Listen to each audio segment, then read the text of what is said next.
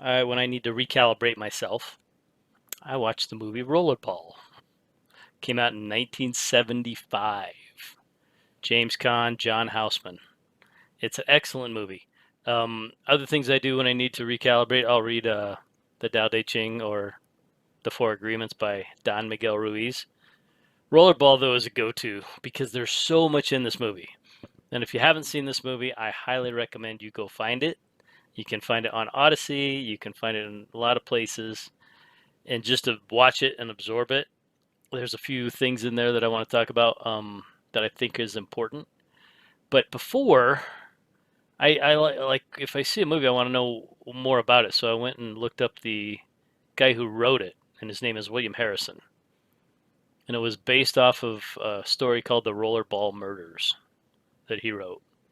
And so I was checking this guy out, and he was talking to one of his writing classes, and he's quoted as saying, "The director did everything to my script except use it."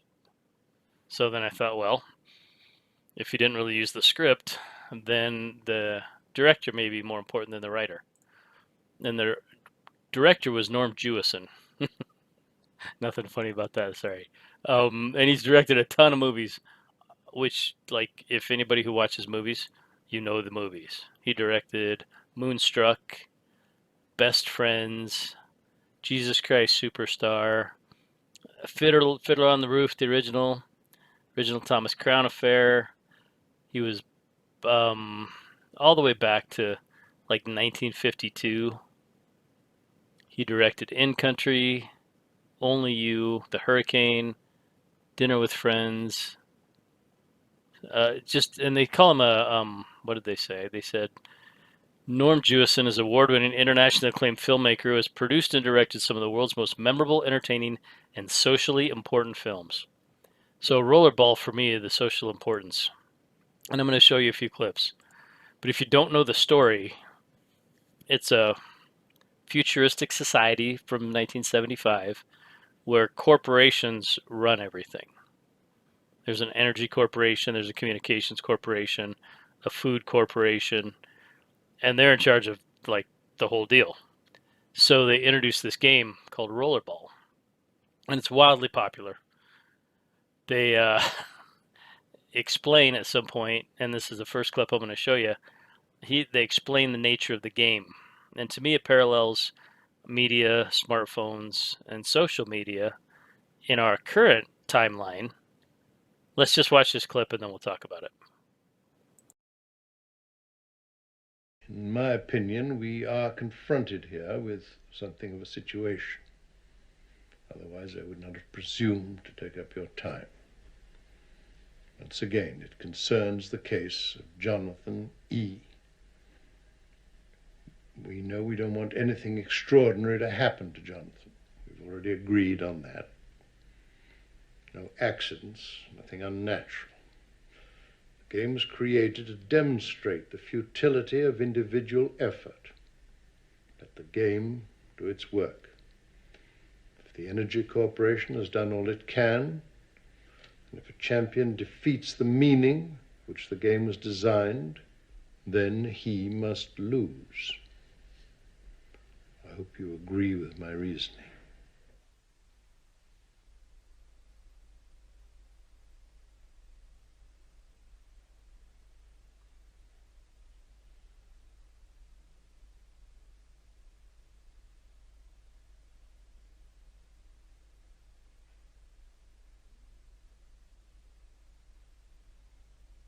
Thank you all.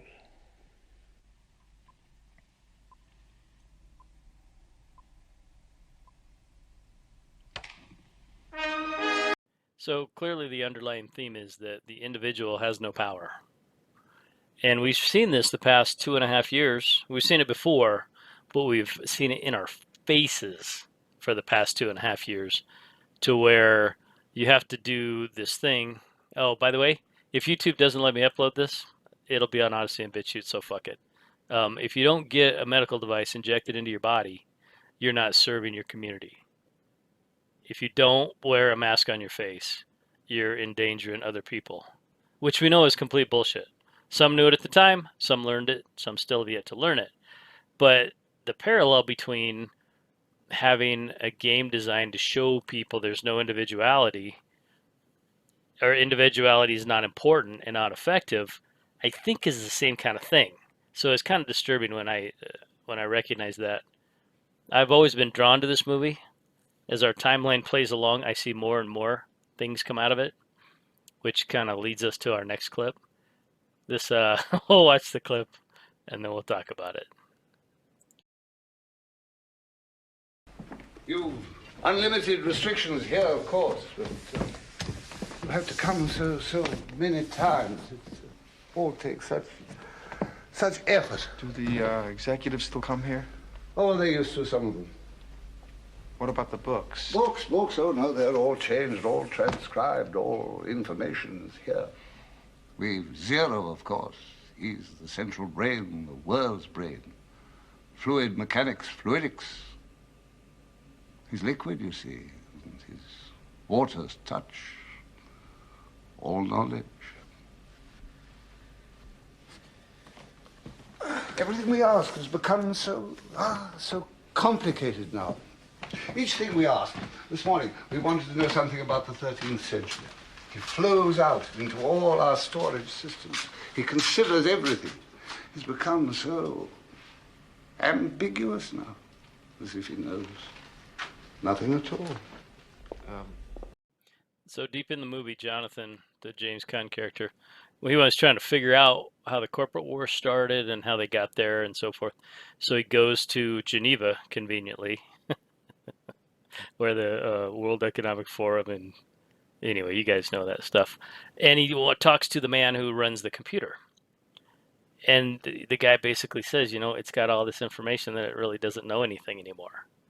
And I kind of think when you look at the Google search results, TrueStream Media did a great video on that. But you can go type something in and see a million results and get to page like 10. And then it says all the other results are the same as the other, so we've just omitted them. So even with this alleged advanced technology, not only do they manipulate and hide, you guys know this stuff, but it was just a parallel to what's going on now. And I thought it was kind of important to share. So I guess I kind of lost my train of thought on that, but you probably understood. Yeah, I'm sure you understood the clip. So moving on to the next scene. So Jonathan E. is the name of the James Caan character. And when he was a young rollerballer, some corporate executive took his wife as his own. And so he was, running around and heartbroken, basically, and lived probably because of that, lived for the game and lived for just, the moment. So then down the road, when he's beating the game and he won't retire, he told him, "Get banned, I'm not retiring." They send her back. And they send her back in his life for a moment. And you'll watch this next clip. And the part, I'll tell you the part that's important to me afterward. Sorry. Stand by. I'm thinking, Ella. Thinking a lot. And watching. It's like people who had a choice a long time ago between having all them nice things or freedom. Of course, they chose comfort. But comfort is freedom. It always has been. The whole history of civilization is a struggle against poverty and need. No, that's not it. That's never been it. I mean, them privileges just buy us off.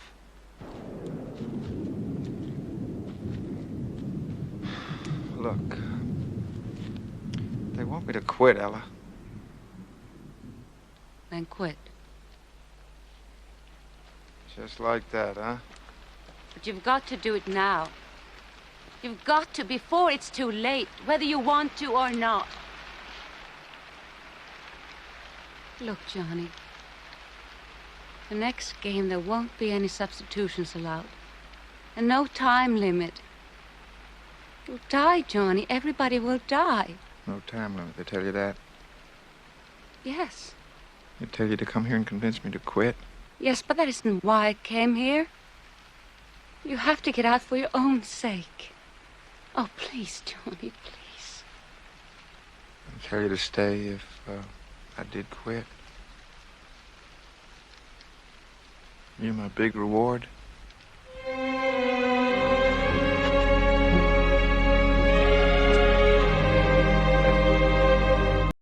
So what stood out to me was that her character was kind of the everyman.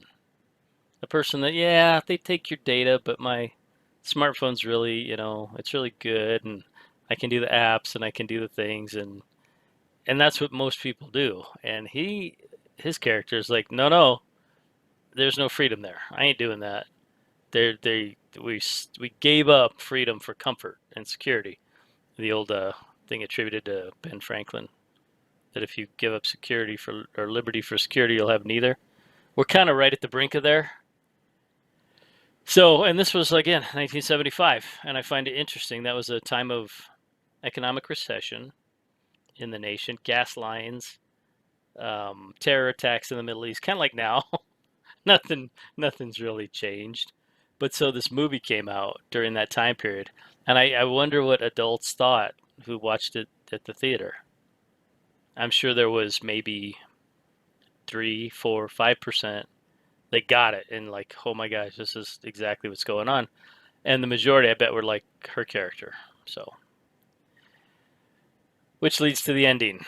There's no spoiler alert. This movie came out in 1975. If you haven't seen it, you can still watch it and enjoy it, get more out of it. There's so much more in it. There's a scene where the John Houseman's character, the corporate, he represents corporate world corporations, and Jonathan goes to see him at his like office, and he's got these weird chairs, and he's kind of stoned out, and he's sitting there, and he's giving him a little bit of a rundown of what's going on, kind of like Mr. Beale got in the movie Network. And when you watch that scene, for me, I realize, he's just a man with bad wiring. He's got a mind virus. And I think that's where we're at. I mean, that's how I see the people now, whether it's Fauci or the people who run Biden or the, people who keep pushing vaccinations after people are dying from them, all the stuff. They're just people. They're wrong-headed, and they could be dangerous. That's the point.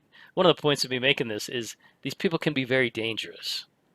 And if you've known anybody who is vax injured, or even if you don't know them, you know of them, there's dangerous things when mind viruses get let free and when we don't contain them. And I think we're pretty much on that edge where if we don't contain this, we're going to have to defend against it. And I don't think it can be contained. I said that wrong. It can't be contained. It's so prevalent that, like 5 billion of the people in the realm took the fucking shot. They took the medical device. And they're starting to die, which is really sad. I think we're only like still in first gear in a 6-speed transmission, and we're shifting into second gear. And I know it's going to get gruesome and brutal and ugly, but I got lost a little bit. Let's just watch the ending and the whole point of the movie. And then I got a couple things I want to read. If you haven't seen them on the internet, you'll hear them today. And then we'll say goodbye. Okay, stand by.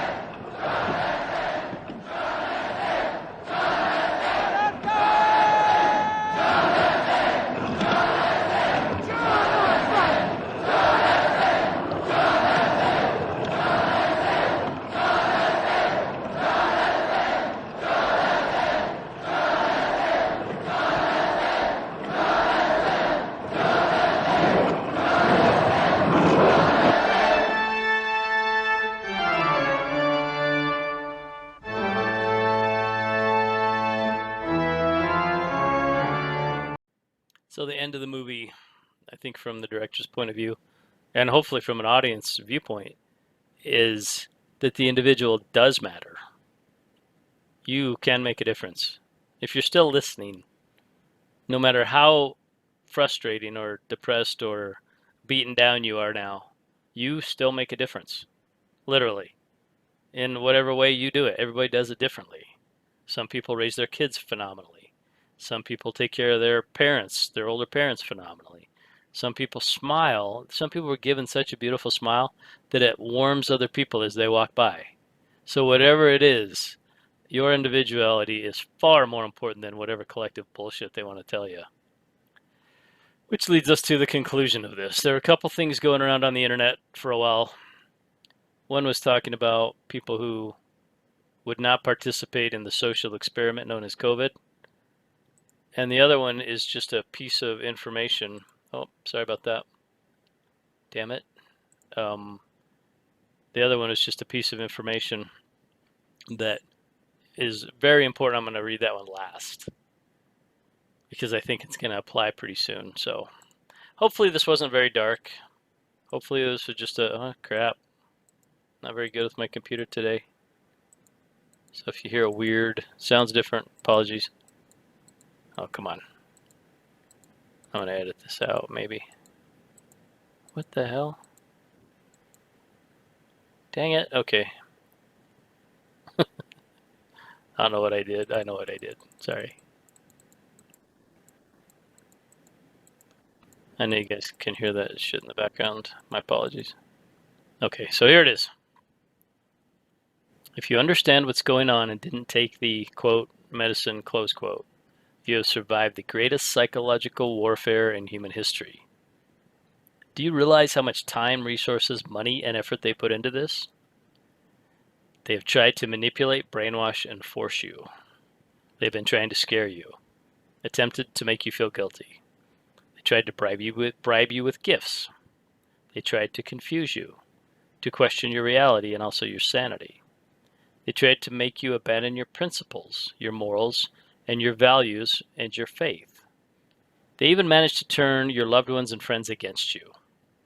Almost everyone fell for it, but not you. You never gave up on yourself. You stood up for yourself against all odds and persevered.